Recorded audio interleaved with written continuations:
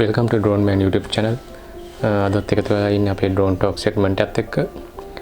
අද episode එකෙන් අපි කතා කරන්නේ ලංකාවේ පළවෙනි වතාවට GPS technology එකයි drone technology එකතු කරලා බීජ රෝපණ වැඩසටහනක් පැවැත්වුණා. මේක පැවැත්වුණේ ජාතික තරුණ සේවා සභාවට අයත් අගනුවල පැලස්ස එරිමිනියාය කියන පුහුණු මධ්‍යස්ථානයේ මේක pilot project එකක් විදිහට තමයි පටන් අරන් තියෙන්නේ. ඉදිරියේදී රටේ ඉන්න තරුණ තරුණියන් එකතු කරගෙන මේ අලුත් තාක්ෂණයත් එක්ක වගා කටයුතු ව්‍යාප්ත කරන්න තමයි මේ වැඩසටහනේ අරමුණ වෙලා තියෙන්නේ. මම හිතන්නේ ලංකාවේ ඩ්‍රෝන් තාක්ෂණය පාවිච්චි කරපු එක් අවස්ථාවක් විදිහට මේක හිතන්න පුළුවන් අපිට. මීට කලින් ගොඩක් අපේ රටේ ව්‍යසන පැවතිච්ච තත්ත්වවල ඩ්‍රෝන් යොදාගෙන ඡායාරූප ගන්න ඒ වගේම විශ්ලේෂණ කටයුතු වලට ඩ්‍රෝන් පාවිච්චි කරලා තියෙනවා. අද අපි කතා කරේ ලංකාවේ ඩ්‍රෝන් තාක්ෂණය යොදාගෙන GPS තාක්ෂණයත් සමගම බීජ රෝපණය කරන වැඩසටහනක් ගැන.